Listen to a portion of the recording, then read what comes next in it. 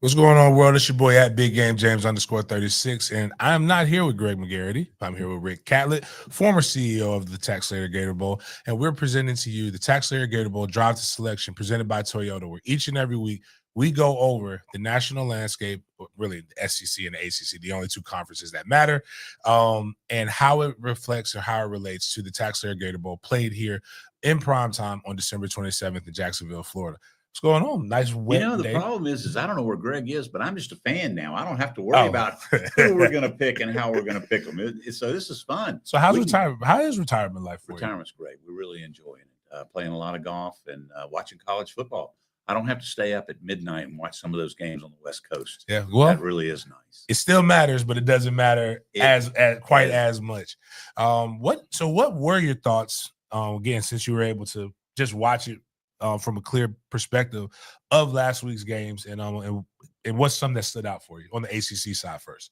I just so far it looks like that they're going to have for the first time three teams that are going to be really good. I think Florida State is an exceptional team. We saw that against Alabama for sure. I think Clemson is always going to be good because they always have good players. And it looks like Miami may be real with this quarterback. I was always surprised that this portal allows those kind of guys to transfer in. But since he's a Mandarin guy, I'm pulling for him. Oh, me as well. Definitely Mandarin University, Carson Beck, local guy. That would bring a whole new flavor if we were able to get Miami here in the Tax Slayer Gator Bowl, because we had a first round draft pick play last year. That's right. And Jackson Dart out of Ole Miss. Miami played a cupcake. Florida State played a cupcake, coming off of dominant wins the week before. Clemson struggled, which is something that's kind of different under what we know as Dabo with the kind of the dynasty that he's had over the last 20 years. What are some of your thoughts on that? Well, Dabo's first bowl game was here in Jacksonville, and it was great to get to know him back then. Now I think he's a little bit different than he was then. It looks like to me that they're very talented, as they always are, across the board. It's just they're not playing together yet. And that's not unusual, as you know, in the first couple of games. So I think the good news about the conferences that we pick from is we find out something in the next 3 or 4 weeks, because they really do start playing good teams. We had cupcakes this past week, Georgia, you already mentioned Florida State, Miami. But it looks like to me that now we'll know, because now you start the conference schedule. When we picked from the Big 12 and the Big 10, you didn't see their conference games until late October, November. So I think we're going to really start getting the next picture. So the next 4 or 5 weeks, you're going to know who's good and who's not. You especially will know that for your background. But I just think that right now you're starting to see the teams that play with physicality are the teams that are going to be sitting there at the end for the playoff. And you got to get to the playoff before you can get to the Gator Bowl pick. And so that's really kind of how I kind of watch it and pay attention to it. Some other notable games that kind of went down. You did have North Carolina State play Virginia in conference play in the ACC. Very good game. NC State came out on top. You want to make sure you stack your wins in conference so that you can play for what the real goal would be, is a conference championship. Another team that surprised everybody last year was SMU. Came in, battled. They played Baylor. They lost that game, but doesn't have too much bearings as we get into conference play. As you said, we'll see where the cream will rise to the top. Moving over into the SEC, very interesting game as it relates to most of the people who are going to be listening to this, as you're probably a fan of one of the big 3+1. That would be Florida State, Miami, Florida, but then you got Georgia up there in Georgia. But you got a lot of fans this way. Florida playing the University of South Florida. What are the thoughts on Billy Napier and as he's about to get into one hell of a stretch here of playing ranked teams and conference opponents? Do I have a long time, and do I have to keep it clean? You don't have to keep it clean. This isn't FCC. Long time, probably not as much. So probably dirtying it up will probably make it shorter. I think for the first time, he cannot blame the talent on his football team. He's got some really good talent. Is he a Georgia and Alabama, a Florida State and LSU? No, but he's got really good talent there. And you could see that in blips. I just don't know, as him being an offensive coordinator, that he can get it done. Now, Scott Strickland's in a very tough situation because he's got a big buyout, and it could be a mess down there in Gainesville in the next couple of weeks. And you saw what happened last year at some of the other schools that were having problems on the field. The good news for Florida State last year is that you knew the coach was a good coach. Mm-hmm. You knew it was just a situation where the quarterback wasn't that good. I think in Gainesville he has talent and he's showing a lack of talent. They should have won that football game by at least 2 touchdowns, but they just didn't push it down the field like they could. And that's what made me wonder, is Lagway banged up or something? I was actually shouting as again a fan of Mandarin kids, put Tramel Jones in. If that's how he's going to play. But I also understand DJ Lagway is a really, really good college quarterback. Yeah, and with the portal now, James, you have to be so careful the way you deal with your players, because if you piss them off or if you make their parents mad, they're gone into the portal. Mm-hmm. And so sometimes you have to do some things that maybe you wouldn't do. I always thought it was interesting about Texas and Arch Manning and how everybody talked about how good he was, but Sark wasn't starting him, was he? No. And that quarterback at Texas last year was probably a good quarterback, but nothing to, he wasn't great. Right. So maybe now we're starting to see why you have to cater some of these kids to keep them around a little bit longer. I will tell you that I really think that Florida has got no chance of being bowl eligible, even though before the season I picked them to play in the Gator Bowl. Oh, wow. That's a very strong stance early in the season. We'll see when they play next week, this upcoming weekend against LSU, if they can bounce back.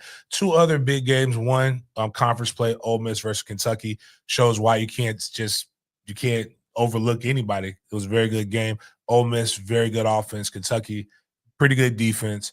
As far as their coaches go. But the game that really did stand out, and it's good for the SEC, is in terms of exerting dominance over who's the better conference, Michigan versus Oklahoma. Oklahoma being a team that's kind of not really been like what Texas was since they entered the SEC. But, hey, a big win over Michigan and Bryce Underwood.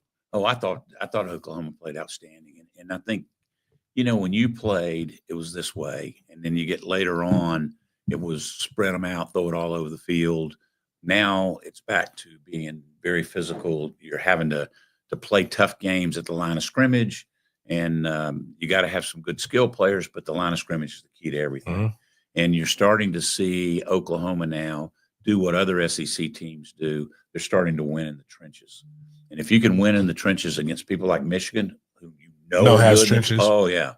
Then now you got a chance and you got a shot. And our deal, as you know, is we want to get the top teams to get to the playoff, because we're going to get that next level team. Mm-hmm. And we don't really care who plays in the playoff or the national championship game.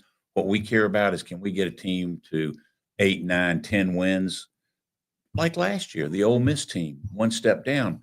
And you've got the great players that came in here and the quarterbacks and the Gator Bowl is a history of All-Americans and Heisman Trophy winners and Outland Trophy winners that have played in our game. And that's the reason we're not trying to crown a national championship. We're just trying to bring great players in here for the people of Jacksonville and the people watching television to see. And players like me. I did get an opportunity to score a touchdown in this game. By the way, you do know that I went to Florida State. No, I didn't. Yeah. And you know where I was born? Where? Athens, Georgia. Oh, wow. And so I'm a Gator. That's just a lot. That's a heck of a equation right there to figure out. There's been 3 times in the history of college football that I would have been sad that all 3 of them lost on the same day. Oh, wow. So I'm always happy. Hometown team, college team, or your or your favorite team or your alma mater. That's always good. So next week coming up, sticking in the SEC, one big matchup again, big noon kickoff, but SEC style, Wisconsin versus Alabama. You would think be 2 undefeated teams going into this situation, but it should be a very, very physical game. Wisconsin loves to run it. Bama traditionally a little more physical than not, but that's one good game to really be able to watch out for this upcoming weekend. Find out if Alabama can get physical. Well, because you know what Wisconsin's going to do. They're going to line it up. It's not a lot of guessing in that one. Nope. Biggest game that could really start to help us with, and also has playoff implications, Georgia, Tennessee. So talk a little bit about your crew, your hometown crew, and in regards to Tennessee, who lost a big time quarterback to the transfer portal.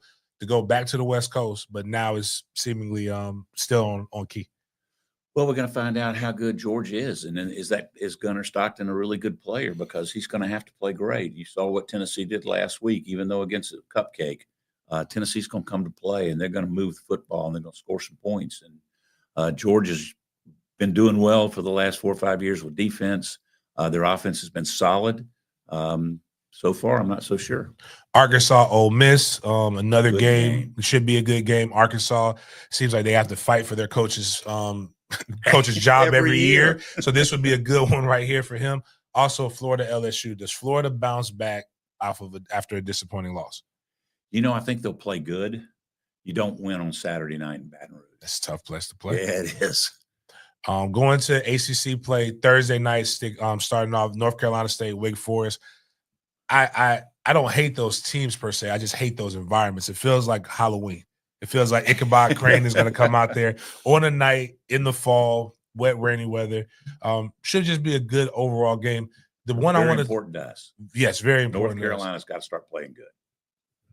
And the only game I want to pick out here, really, for the most part, actually outside of 2 games, Clemson, Georgia Tech. Clemson kind of needs to turn it around. Georgia Tech, just Brent Key has those guys playing very well. They've been hitting you in the mouth for a couple of years now. I remember watching the opening game last year, over in Ireland, and it just, gee, Manetti, they play hard football, and you don't think of Georgia Tech playing that way. No, and boy, they really do now. And Clemson better watch out, right? Yeah, they could be 1-2 and 0-1 in conference play, and they're done very at that quick. point. Yeah, for the most, at least for what they want for their expectations. The biggest game on the biggest network. This is why you come to the ACC to play right before Gilmore Girls, Charmed, and then the Wayans brother comes on immediately following the 4:30 matchup between the University of South Florida and Miami. Can South Florida continue to have that magic that they've had for 3 straight weeks? No. Because I really think that Miami's got it going. I think I'm looking forward to Florida State Miami this year for the first time in a few years. Remember the old days when Coach Bowden was there. It was always the game, right? I think that's back, and I think Florida State Miami are back, and I think that South Florida is a good football team, but they don't have the athletes that Miami and Florida State have, and I think Miami will be ready for them. All right, well. Good slate of games last weekend. Not as deep, but there are some ones that we just really, really should be focusing in on how it relates to the TaxSlayer Gator Bowl played here on December 27th in Jacksonville, Florida.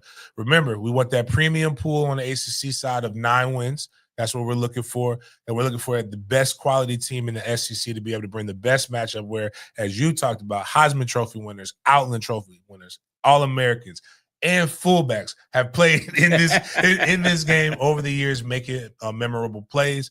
Appreciate you, Rick. Thank you for coming in. It's great to be with you. I enjoy it, especially during retirement on this kind of day where you could be can't be playing golf, but you could be doing a lot of other different things. Yeah. What's that about? Yeah, that's the beautiful thing about Florida. So for Rick Catlett, I'm at Big Game James _36, and this is the TaxSlayer Gator Bowl Drive to Selection Show presented by Toyota. We will see you guys next week.